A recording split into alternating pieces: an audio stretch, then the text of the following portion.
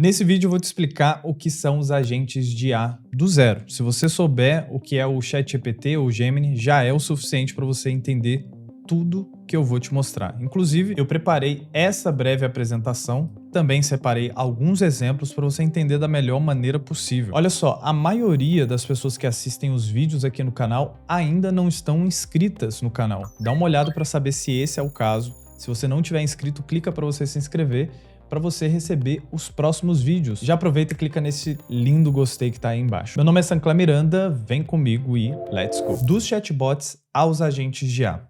Primeiro, o que são os chatbots? Chatbots são Gemini, ChatGPT, Claude, DeepSeek, dentre outros. Mas esses 4 nomes eles são muito conhecidos. Talvez você já tenha escutado falar sobre esses 4 nomes. Dentro desses chatbots, e por que o chat? Porque tem aqui uma caixa onde a ideia inicial, quando foi lançado, é você iniciar uma conversa e como um chat mesmo. Por isso que vem o nome chatbot. Se você perceber, dentro de cada chatbot que você está utilizando, tem um modelo, certo? Nós estamos nesse momento no 5.2, GPT 5.2. Esse aqui é da empresa OpenAI, que criou o ChatGPT. Dentro do Gemini, nós temos aqui o modelo Gemini 3, em 3 variações, no rápido, no raciocínio e no Pro. Muito bom. Qual foi a evolução que aconteceu do dia que lançou o ChatGPT, 30 de novembro de 2022, até hoje? Foi que antes os modelos eles eram somente de texto, focado em texto, não tinha o que nós temos hoje para gerar imagem, gerar diversos outros tipos de arquivos, PDF, PPT, dentre outros. Você só perguntava, ele só respondia em texto. Ele não conseguia fazer outras coisas. E o que está acontecendo é que cada vez mais, a cada dia que passa, esses modelos que estão por trás desses chatbots, eles estão se tornando cada vez mais modelos agênticos. Na prática, o que é isso? Você dá uma missão, ele vai executar como se fosse um funcionário da vida real. Só que ele é um agente de IA. Você vai delegar uma função para ele. Olha, faça isso. Eu vou te dar aqui alguns exemplos, você vai perceber muito claro do que se trata. Como que esses agentes executam essas tarefas? Você dá um objetivo para ele, faça isso. Vou te dar alguns exemplos ali. Então ele vai quebrar em passos lógicos, e aí talvez você já tenha visto o raciocínio que tem por trás desses modelos. Eles são bem resumidos, né? Não é só aquilo que está aparecendo ali. Baseado no que ele percebeu sobre a tarefa que você enviou com aquele objetivo, ele vai utilizar um arcabouço de ferramentas. Ele vai entender que tipo de ferramenta que ele precisa. Ele precisa de uma ferramenta para acessar a internet, ele precisa de criar uma que é chamada de sandbox para ele fazer um uso do computador na nuvem, para fazer uma conversão de um arquivo que você pediu. Ele vai acessar um site em específico, dentre diversas outras coisas. Tudo isso é o que é chamado em inglês de to use, que é o uso de ferramentas. E por último ele vai executar. Perceba que são 4 passos simples. E é claro, é simples o nosso entendimento aqui, mas o que está acontecendo por trás da cena são diversas operações complexas, mas que nós podemos simplificar com esses 4 passos aqui. Sancler, se eu quisesse criar um agente de IA, quais seriam os 3 componentes que eu precisaria para criar esse agente? Vamos lá. 3 componentes. Um cérebro. Esse cérebro, o que isso significa? É o modelo que está ali por trás, ó, o GPT 5.2, Claude 4.5, Gemini 3. É uma LLM, um grande modelo de linguagem, no português. Em inglês é o Large Language Model, que a gente faz uma analogia com o cérebro. Ele vai pensar através desses modelos. Segundo componente, ferramentas. O que ele vai poder fazer? Porque ele vai entender o seu pedido, mas se ele não tiver acesso a ferramentas, a única coisa que ele vai conseguir te retornar é igual lá no chatbot no início, só uma resposta em texto. Se ele tem acesso a ferramentas, ele consegue acessar a internet, ele vai acessar a internet. Ele vai conseguir enviar e-mail, ele vai conseguir acessar o que é chamado de API. Isso significa apenas que ele vai conseguir acessar um outro serviço e aí eles estão conectados via API. E o terceiro componente é dar uma memória para esse agente. Porque sem memória, cada vez que você enviar um pedido, ele não vai lembrar da mensagem anterior. Quando você dá essa função de memória para ele, ele vai sempre lembrar da mensagem anterior e isso gera um contexto. Ele vai ter o contexto do momento inicial que você começou a conversa com ele até o final. Ah, e daria para eu criar um agente que ele tem acesso aos meus documentos da minha empresa, do meu trabalho, para que eu faça pedidos específicos disso? Tem como. Tecnicamente, isso é chamado de banco vetorial.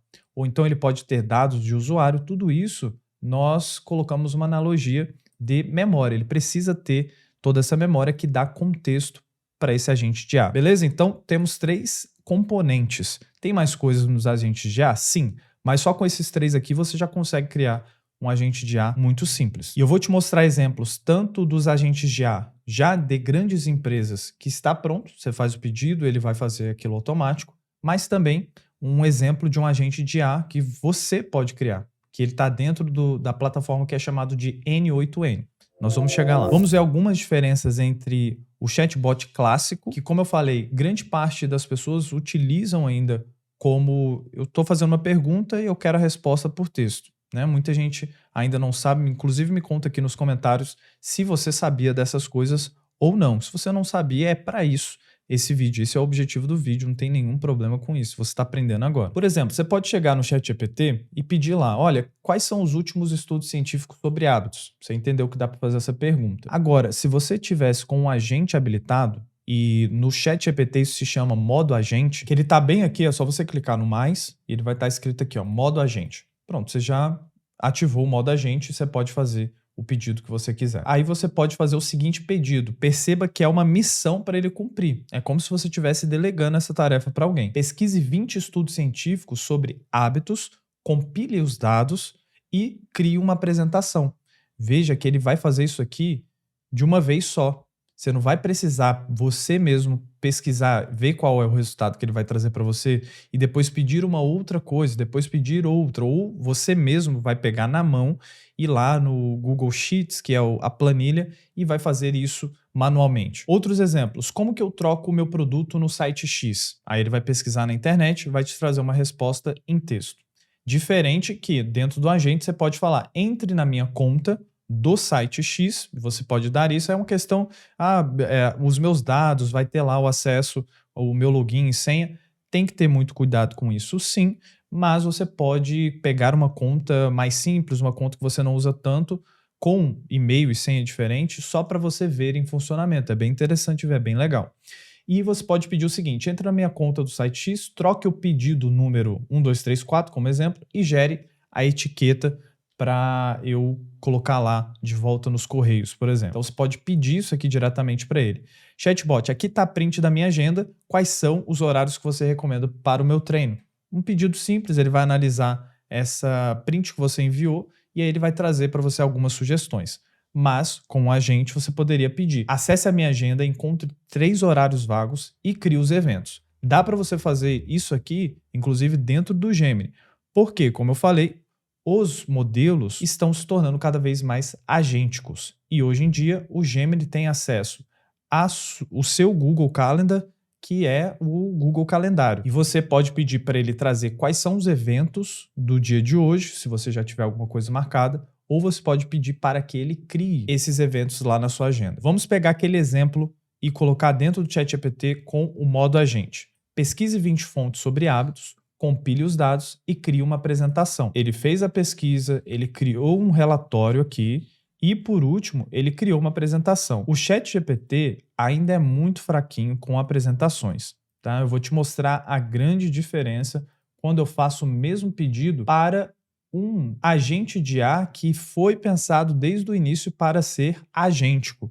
Então, diferente de um ChatGPT da vida, o nome desse aqui é Menos AI, que agora a Meta, a mesma dona do Facebook, do Instagram, comprou o Menos AI e agora você vai ver, provavelmente, você vai saber cada vez mais sobre o Menos. Eu utilizo ele desde o início, é maravilhoso, é muito bom mesmo. Perceba que a interface é muito igual ao ChatGPT, Gemini, dentre outros. É um padrão que foi estabelecido nesse mercado. Só que ele é focado para ser agente. Ele não é focado para você vir aqui fazer uma pergunta e ele te dar uma resposta por texto, apesar dele conseguir fazer isso. Mas ele é um modelo agêntico desde a primeira versão que eles lançaram. Então veja a grande diferença com o mesmo pedido, ó, pesquise 20 fontes sobre hábitos, compile os dados e crie uma apresentação.